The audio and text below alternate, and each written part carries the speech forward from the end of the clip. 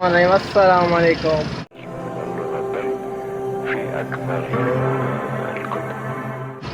कैसे हैं आप सब? उम्मीद करता हूँ ठीक होंगे, खैर खैरियत होंगे। आप देख रहे हैं हमें हमारे यूट्यूब चैनल पर। तो अल्हम्दुलिल्लाह फाइनली अब 12:30 का टाइम हो चुका है। तो अभी हमने छुट्टी की है। को बाइक साफ़ करते हुए नज़र आएंगे। इम्तियाज़ साहब हाथ हिला दें, इम्तियाज़ साहब हाथ हिला दें। ये इम्तियाज़ साहब 2 उंगलियां हिला रहे हैं।